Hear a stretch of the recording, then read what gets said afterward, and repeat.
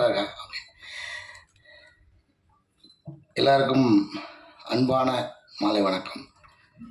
ரொம்ப மகிழ்ச்சி. அதாவது இது வந்து தேங்க்ஸ் கிவிங் மீட்டிங் தான். நீங்கள் இது வரைக்கும் எங்களுக்கு கொடுத்த ஆதரவுக்கு மட்டும் இல்லை, இனிமேல் இந்த படத்துக்கு கொடுக்க போகிற ஆதரவுக்கும் சேர்த்து தான். ஏன்னா இந்த படம் இன்னும் தேட்டரில் நல்லா அதோட பர்ஃபார்மன்ஸ் பண்ணிக்கிட்டு இருக்குது. அது நீங்கள் இன்னும் எப்படி இது வரைக்கும் வந்ததுக்கு உங்களோட பங்கு எப்படி இருந்துச்சோ அதே மாதிரி திரும்பவும் தொடரணும் அப்படிங்கிறது தான் இந்த தேங்க்ஸ் கிவிங் மீட்டிங்கோட இதுன்னு நினச்சிக்கிறேன் நான்.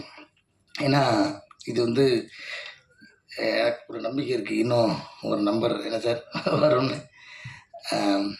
முதல்ல இந்த வாய்ப்பு கொடுத்த டைரக்டருக்கு நன்றி. ஏன்னா அவர் பேரை விட்டுட்டோன்னா ரொம்ப கஷ்டம்.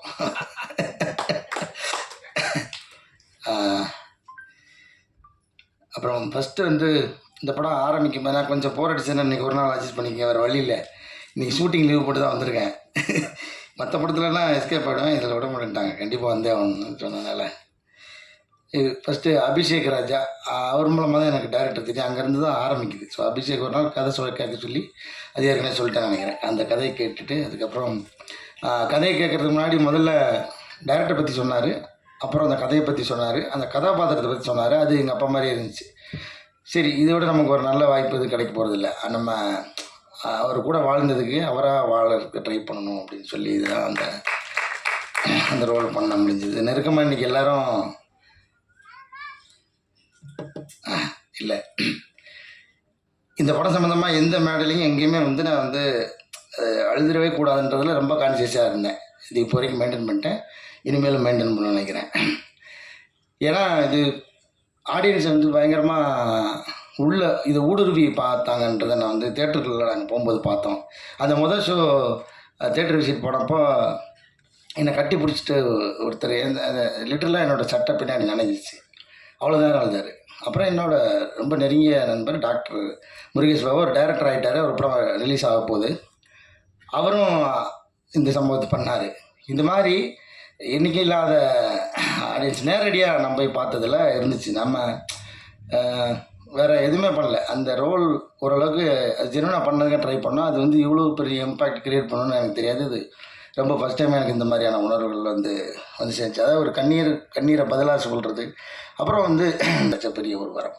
வேறு எந்த ஒரு துறையிலையும் ஒருத்தர் அழுகிறத ரசிக்க முடியாது, இதில் மட்டும் ரசிக்க முடியும். அது வந்து எனக்கு கிடைச்ச ஒரு பெரிய, எல்லோரும் கேட்பாங்க உங்களுக்கு மறக்க முடியாத பாராட்டுதுன்னு. இந்த படத்தில் கிடைச்ச அந்த நேரடி அந்த கண்ணீர் மல்க பாராட்டெல்லாம் இருக்குல்ல, அந்த வாழ்க்கையிலே மறக்க மாட்டேன் நான். அப்புறம் ஈபி, இந்த படத்தை 2 ஈபி வந்து ஒரு மாட்டு வண்டிக்கு எப்படி 2 மாடோ, மோனிகா, அதுக்காக அவங்க மாடுன்னு சொல்கிறேன்னு தப்பாக நினச்சிக்காதீங்க. ஷான் மோனிகா 2 பேரும் தான் அந்த வண்டியை கட்டி இழுத்துட்டு போனாங்க. அவங்களோட உழைப்பு மாடு மாதிரி இருந்தது. அதாவது மாடை சாதாரணமாக இடம் போடக்கூடாது, மனிதர்களோட வந்து பல காலமாக பல தொன்று தொட்டு வரலாற்று சிறப்பு மிக்கது. மனிதர்களோடு சேர்ந்து மனிதர்களோட வயிற்று பசி ஆற்றுறதுல ஆரம்பித்து இன்றைக்கி வரைக்கும் மாடோட உழைப்பு வந்து தவிர்க்க முடியாதது. அந்த மாதிரியான ஒரு உழைப்பு நீங்கள் கொடுத்துருந்தீங்க, உங்கள் 2 பேருக்கும் ரொம்ப நன்றி. அப்புறம் வந்து எல்லா இடத்துலையுமே அவரை மறந்துடுறோம் ரூபன். ஏன்னா அவர் பின்னாடி இருந்து ஒர்க் பண்ணதுனால அவர் முகமே தெரிய மாட்டேங்குது, ஆனால் காதில் அவரோட ஒர்க்கு கேட்டுக்கிட்டே இருக்குது. ஏன்னா ஒவ்வொரு தேட்டரில் ரிப்பீட் பார்க்கும்போது எனக்கு இந்த படம் நான் நிறையா ஷோ பார்த்துட்டேன் நினைக்கிறேன். நடித்ததில் அதிக நம்பர் பார்த்தது கார்கி, அதுக்கப்புறம் இந்த படம். போகிற ஷோலாம் அந்த ரிசல்ட்டுக்காக மட்டும் போய் லாஸ்ட்டில் எட்டி பார்க்காம முழு படமும் உட்காந்து பார்த்தோம். ஒரு மாதிரி நல்ல எக்ஸ்பீரியன்ஸாக இருந்துச்சு. ரூபன் வந்து எவ்வளோ நுணுக்கமாக வேலை பார்த்துருக்காருன்றது நம்ம வந்து அது திரும்ப பார்க்கும்போது தான் தெரியுது. அது எப்படி கதையோட ஒன்றி இருந்ததுனால நமக்கு முதல் தடவை அவ்வளோவா என்னால் கவனிக்க முடியல. திரும்ப பார்க்கும்போது தான் தனித்தனியாக அவங்க வேலையெல்லாம் வந்து ரொம்ப சிறப்பாக தெரிஞ்சுது. ரூபன் இந்த நேரத்தில் ஒரு மனமார்ந்த நன்றி தெரிவிச்சுக்கிறேன். அப்புறம் மியூசிக் பாலசாரங்கன், இன்றைக்கும் என்னோடய இன்ஸ்டாகிராமில் நிறைய பேர் கொலாப் பண்ணி விடுறாங்க. அதில் பெண்களோட கமெண்ட் எல்லாமே பாலசாரங்கனுக்கு மட்டும் குறிப்பாக 2 வரி சேர்த்து வருது. அதுக்கப்புறம் தான் தெரியுது இவங்க எல்லாம் அவரோட கேர்ள் ஃப்ரெண்ட்ஸு. பிரியா நல்லா கவனிச்சு நிறைய வந்துட்டுருக்கு. நான் வேறு ரெஃபரன்ஸ் எடுத்து வச்சுருக்கேன். ஆமாம், பல அனுப்பிச்சிட்றேன், பிரியாவுக்கு அனுப்பிச்சிட்றேன்.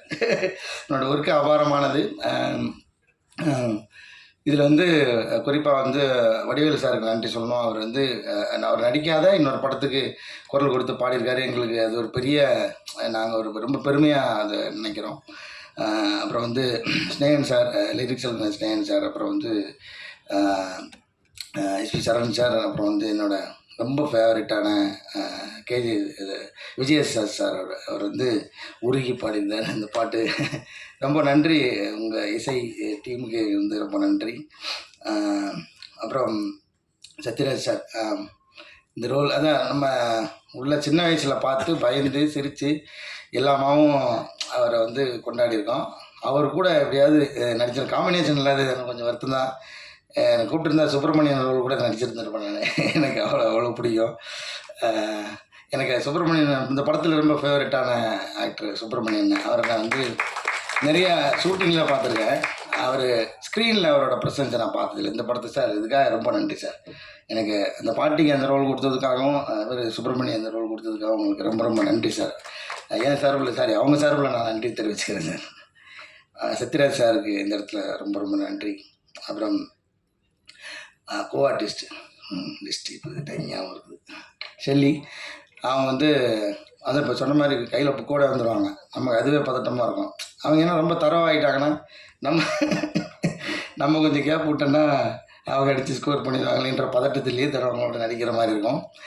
அவர் சொன்ன மாதிரி டேரக்டர் வந்து சொன்னார், நான் ஃபஸ்ட்டு அவங்களோட பழகாததுனால அவர்களை இறுக்கமாக இருந்தேன் அப்படின்ற மாதிரி சொன்னார். அப்புறம் வந்து ஃப்ளாஷ்பேக் அப்புறமா ஷூட் பண்ணும்போது ரொம்ப இயல்பாக இருந்துச்சு அப்படின்னு சொல்லி சொன்னார். ரொம்ப அவங்களோட அந்த கணவன் மனைவியோட அந்யோன்யத்தை பார்க்க முடிஞ்சுன்னு சொன்னார். கணவன் மனைவி அந்நியமாக இருக்கிற மாதிரி சீனம் வச்சா தானே நீங்கள் பார்க்க முடியும். பட் எனிவே அவங்களோட ஒர்க் பண்ணது எனக்கு ரொம்ப ரொம்ப மகிழ்ச்சி. விஸ்வா வந்து பிகினர் மாதிரி இல்லாமல் ரொம்ப மெச்சோர்டாக ஆக்ட் பண்ணியிருக்கான். அவங்களுக்கு தெரியும் அந்த இயல்பு தன்மையில் ரொம்ப அற்புதமாக நடிச்சிருக்கான். உன்னுடைய வளர்ச்சிக்கு என்னுடைய பாராட்டுகளும் நன்றியும். ரோஷினி அவங்க வந்து நடிக்கும்போது எனக்கு காம்பினேஷனாக கொஞ்சம் கம்மியாக தான் இருந்துச்சு. பட் அந்த எங்கள் அப்பா வந்து எங்கள் அக்காவை ஆக்சுவலாக அப்படி கூடுவார். நான் அந்த இதை வந்து அவர்கிட்ட டைரக்டர்கிட்ட கொஞ்சம் அடம்பிடிச்சி அந்த டேர்ம் வந்து உள்ளே வச்சுட்டேன். அந்த என்னடா பாப்பான்னு சொல்லி கூப்பிடுறது, அது வந்து பேர் சொல்லி கொடுக்க மாட்டார். அவர் அப்படி தான் கூப்பிடுவார். நான் ரோஷினியை பார்க்க அதை ரோஷினி தான் நடிக்க போகிறாங்கன்னு தெரியும். அவங்க மீட் பண்ணாமலே அந்த ஃபோன் கட் சீன் அதெல்லாமே எடுத்தாச்சு. அது வந்து ரொம்ப இம்பேக்ட்ஃபுல்லாக ஆனதுக்கு காரணம் ரோஷினியோட அந்த பக்கத்தில் இருந்த பர்ஃபார்மன்ஸு. அது ரொம்ப நன்றி ரோஷினி உங்களோட பங்களிப்புக்கு இந்த படத்துக்கு. அப்புறம் வந்து அண்ணன் நாங்கள் வந்து ஏன் கவுண்டர் ஐயான்னு சொல்லுவேன்னா, 2-3 படம் நாங்கள் சேர்ந்து நடிச்சிருக்கோம். நீங்கள் என்ன வசனம் பேசினாலும் அதுக்கு ஒரு கவுண்டர் வச்சுக்கிட்டே இருப்பார். அந்த ஷார்ட்டு முடிகிறது அவர் மேலே தான் இருக்கணும். நீங்கள் விட்டு கொடுத்தா தான் உண்டு. ஏன்னா இப்படிக்கு அவர் தான் போடுவார். அந்த இப்படிக்கு போடுற வரைக்கும் சொல்லிக்கிட்டே இருப்பார். அதனால் நாங்கள் கடைசியில் விட்டு கொடுத்துருவோம். அது மாதிரி அதனால் கவுண்டர் சொன்னால் வந்து ஒரு சின்ன போர்ஷனாக இருந்தாலும் எங்களுக்காக வந்து எங்கள் கூட சேர்ந்து நடித்து கொடுத்துருக்காரு. ரொம்ப நன்றி ஐயா, மகிழ்ச்சி. அப்புறம் வந்து கோஆர்டிஸ்டில் வரட்ட ஆனந்த் சார், அவர் சொன்ன மாதிரி அவர் எக்ஸ்பீரியன்ஸுக்கு ரொம்ப அசால்ட்டாக பண்ணிட்டார். பண்ணும்போது எங்களுக்கு உண்மையிலே அந்த எனக்கு அது ஏன்னா ஒரு கேஷுவலாக ஒரு ஃப்ரெண்டு கூட நடிக்கிறாருன்ற மாதிரி தான் விட்டுட்டேன். அப்புறமா அதை எல்லோரும் கோட் பண்ணி திரும்ப பேசும்போது அந்த கெயில் கேரக்டரு அப்படி சும்மா அப்படி வந்தாலும் பயங்கரமாக ரொம்ப லைவாக இருந்துச்சு. அப்படிலாம் நிறைய பேர் சொல்லும்போது ரொம்ப மகிழ்ச்சியாக இருந்துச்சு சார். உங்களை அனுபவத்தை எங்கள் கூட ஷேர் பண்ணிக்கிட்டதுக்காக ரொம்ப நன்றி sir. Thank you so much sir. Kids sir இல்லை ஓகே குழந்தைகள் அந்த குழந்தைகளாம் அடித்தாங்க தனுஷ் கார்த்திக், அப்புறம் குட்டி பாப்பா பேர் என்ன சார், சாக்ஷிதா ஓகே. அவங்க எல்லாமே வந்து சூப்பராக கோஆப்ரேட் பண்ணாங்க. தனுஷ் கார்த்திக்லாம் கோஆப்ரேட் பண்ணல, எங்களை வச்சு செய்வான். ஆனால் அதுதான் அந்த அந்த கேரக்டருக்கு ரொம்ப பொருத்தமாக இருந்துச்சு. ஏன்னா அதை திரும்ப நான் ரெக்கலெக்ட் பண்ணி பார்க்குறதுக்கு அவனோட முகம் எனக்கு ரொம்ப உதவுச்சு. ஏன்னா ஃபோன் பண்ணிகிட்டே இருக்கும்போது சின்ன வயசில் டிவி கூட பார்க்க விடாமல் மேலே புரண்டிக்கிட்டு இருக்கிறவர் அந்த சுட்டி பையனா அவன் ரொம்ப அழகாக கண்ணுக்கு தெரிஞ்சான். அது அவனை நம்ம மிஸ் பண்ணுறோன்ற ஒரு ஃபீல் இருந்துச்சு. இவனை நேரில் பார்க்கும்போது அவனை கனெக்ட் பண்ணும்போது அந்த ஃபீல் ஆட்டோமேட்டிக்காக வந்துச்சு. ஸோ இதுக்கெல்லாம் ஒரு கேஸ்டிங் வந்து ரொம்ப முக்கியம் நினைக்கிறேன். நடிகர்களுக்கு இன்னும் மற்ற நடிகர்கள் கனெக்ட் பண்ணி நடிக்கிறதுக்கு அந்த கோ ஆர்டிஸ்ட்ன்றது ரொம்ப ரொம்ப முக்கியம் நினைக்கிறேன். சாம் சார் இன்னும் வரல நினைக்கிறேன் இன்றைக்கி. ஆமாம், அவரும் நிறையா ஷேர் பண்ணிக்கிட்டார் அவரோட அனுபவங்களை. அவருக்கு ரொம்ப நன்றி. அப்புறம் நம்ம ஜார்ஜ் மரியான் அண்ணன் அவரெல்லாம் கண்டிப்பாக பிஸியாக இருப்பார், அவருக்கு தோது இருக்காது. அவரோட நடிக்கும்போது தான் நான் வந்து பெரிய கிரைம் பண்ணிட்டேன். ஒரு நாள் 6 மணியே ஆயிடுச்சு. கிரேஸ் டைமில் ஷூட்டிங் பண்ணிகிட்ருக்கோம். அந்த டிரைவிங் கற்றுக்கிறதுல அது வந்து முடிக்கவே முடியல. அது எனக்கு ஒரு தடவை சிரிப்பு வந்துச்சுன்னா திரும்ப அந்த இடத்துல ரொட்டீனாக எத்தனை தடவை அந்த ஷாட் எடுத்தாலும் திரும்ப திரும்ப சிரிப்பு வரும். அது வந்து அடக்கவே முடியாமல் வந்துக்கிட்டே இருந்துச்சு. அப்புறம் ஒரு இடத்துக்கு மேலே டைரக்டர் வந்து ரொம்ப பொறுமை இழந்து வந்து சொல்லிட்டாரு, சார் அவ்வளோதான் லைட் போக போகுது, இந்த ஒரு தடவை எடுத்துக்கலாம், சிரிக்காம இருங்க அப்படின்னு பல்ல கடிச்சிட்டு அந்த ஷாட் நடிச்சிட்டு வந்தோம். ஜார்ஜ் மரியாதை அண்ணனுக்கு ரொம்ப நன்றி. மற்ற யாராவது விட்டுருந்தா கூட நடித்த எல்லாருக்குமே ரொம்ப ரொம்ப நன்றி. அப்புறம் வந்து எஸ்ஆர் பிரபு சார் முக்கியமான பங்கு. அதாவது இந்த அதான் காசு வச்சுருந்தால் படம் எடுத்துடலாம். நல்ல ரைட்டிங் திறமைசாலியாக இருந்து எழுதியிருந்தால் நல்ல படமும் நல்ல கதையாகவும் வந்துடும், டைரக்ஷனும் பண்ணிடலாம், எல்லாம் ஓகே எடுத்துடலாம். எல்லாமே நல்ல படமாகவே இருந்திருக்கும். ஆனால் அது மக்கள்கிட்ட போய் சேர்றதுக்கு வந்து முக்கியமான ஒரு காரணம் வந்து எஸ்ஆர் பிரபு சார். அது வந்து அந்த மாதிரியான ஒரு லேபிள் அடித்து ஒட்டும் போது தான் அந்த ப்ராடக்டே வந்து வேல்யூவாக மாறுது, இன்னும் கொஞ்சம் கூடுதுன்னு நினைக்கிறேன். ஸோ உள்ளே இருக்கிற அந்த பொருள் தரமாக இருந்தாலும் அது மேலே ஓட்டுற லேபிள் ரொம்ப முக்கியன்ற மாதிரி எஸ்ஆர் பிரபு சார் இந்த படத்தை வந்து ரிலீஸ் பண்ணதுக்காக எங்கள் டீம் சார் நன்றி தெரிவிச்சுக்கிறோம். புகன் சார் ரொம்ப நன்றி சார். உங்களோட அந்த முதல் அந்த சொன்ன சொல்கிறது அந்த ஃபஸ்ட்டு இது இருக்குல்ல, அது நீங்கள் சொன்னது தான் டேரக்டர் அடிக்கடி சொல்லிட்டுருப்பாரு. புகன் சாரோட ரியாக்ஷன்லேயே எனக்கு தெரிஞ்சிருச்சு இந்த படம் எப்படி வாங்கிடுவாங்க அப்படின்றது. அந்த மாதிரி நீங்கள் இந்த படத்தை ரிசீவ் பண்ணதுக்காக ரொம்ப நன்றி சார். ஜாக்கி சார் இதுக்கு முன்னாடி கார்கி ஒர்க் பண்ணார். அப்போ இந்த படம் கதை கேட்டு ஒரு நாள் எனக்கு ஃபோன் அடிச்சு கதை கேட்டுட்டு ஃபோன் அடிச்சார் நினைக்கிறேன். ஆமாம் ஆமாம், இந்த மாதிரி நான் தான் பண்ணுறேன் அப்படின்னாரு. எனக்கு ரொம்ப சந்தோஷமாக இருந்துச்சு. அவ்வளோ பிஸிலையும் அவ்வளோ பெரிய பெரிய படங்களுக்கு அந்த பெரிய முரட்டு படங்களுக்கு மத்தியிலையும் இந்த படத்துக்கு வந்து ரொம்ப ஆத்மார்த்தமாக வேலை பண்ணி கொடுத்த ஜாக்கி சாருக்கு வந்து ரொம்ப நன்றி. எடிட்டர் சமோஸ்கி அதான் அவரை பற்றி பாராட்டுறதுக்கு என்ன இருக்குது, ஏன்னா அவர் வேலையை முடிக்கவே இல்லை, இன்னமும் அவருக்கு வேலை கொடுத்துக்கிட்டே இருக்காங்க. ரொம்ப நன்றி சார். எதுக்கு நன்றின்னா, நான் வந்து எனக்கு வாய்ப்பு கொடுத்தது அது எல்லாத்தையும் தாண்டி ஒரு நன்றி சொல்ல விரும்புகிறேன். ஏன்னா ஒரு சாதாரண மனுஷனுடைய வாழ்க்கையை படம் எடுக்கிறதுக்கு என்ன இருக்குது அப்படின்ற ஒரு கேள்வி இருக்குல்ல, அது ரொம்ப அதாவது நீங்கள் சொல்கிற மாதிரி அது முழுசாக அப்படியே என்னால் ஏற்றுக்க முடியல. ஏன்னா ஒரு சாதாரண மனுஷன்ன்றது நிறைய கதைகள் இருக்குது. ஆனால் இந்த கதையை சொன்னது இருக்குல்ல, இந்த கதையை சொன்ன விதம் இருக்குல்ல, அது ரொம்ப முக்கியமாக நான் பார்க்குறேன். ஏன்னா நான் தான் அந்த கதை கேட்டோடனே எங்கள் அப்பாவோட சட்டை வாசனை அடிச்சது எனக்கு. ஏன்னா அவர் அந்த ஸ்பரிசத்தில் ஒரு ஒரு ஒரு கவிதையை மொழிபெயர்த்து அந்த மொழிபெயர்ப்பை படமாக்கின மாதிரி எனக்கு வந்து ஒரு ஃபீல் வந்துச்சு. ஏன்னா நம்ம ஒரு அப்பா வந்து அந்த டீனேஜ் ஆனதுக்கப்புறம் அந்த பசங்கள்கிட்ட இருந்து அந்த விலகின அந்த ஸ்பரிசத்தை அவர் வந்து அந்த ஸ்பரிசத்துக்காக ஏங்குறாரு. ஆனால் அதுக்காக எந்த காரணமும் கிடையாது, இவருக்கு அதுக்கு எந்த காரணமும் இல்லாமல் இருக்கார். ஸோ இப்படி அந்த கதாபாத்திரத்தோட தன்மையை சொன்னது இருக்குல்ல சார், அது வந்து சொல்கிற போது எனக்கு ஓகே, அதை வந்து நீங்கள் அந்த ஸ்க்ரீனில் கொண்டு வந்தது தான் சார். அதுக்காக முதல்ல நன்றி சார் உங்களுக்கு. இந்த மாதிரி படமும் எடுங்க சார். நீங்கள் ஹிஸ்டாரிக்கல் படம் எடுக்க போகிறீங்கன்னு கேள்விப்பட்டேன். அடுத்தது அதையும் எடுங்க. நடுவில் இப்படி படமும் நீங்கள் கண்டிப்பாக எடுக்கணும் சார். ஏன்னா இது மாதிரியான படம் நமக்கு ரொம்ப முக்கியம் சார். நம்ம எப்போ பார்த்தாலும் மலையாள படங்கள்லாம் சொல்லிக்கிட்டே நம்மளை வெறுப்பேற்றிக்கிட்டே இருக்காங்க. மலையாள படங்கள் மாதிரி நம்ம படம் வரலன்னு கோச்சிக்காதீங்க சொல்லி சும்மா ஒட்டுமொத்தமாக சொல்லலை. நிறைய அப்படி ஒரு பொதுவான வதந்தி ஒன்று இருக்குது, நான் இல்லைன்னு சொல்லலை. நான் மட்டுமா சொல்கிறது, இண்டஸ்ட்ரி ஃபுல்லாக எல்லாருமே சொல்லிட்டு இருக்காங்க.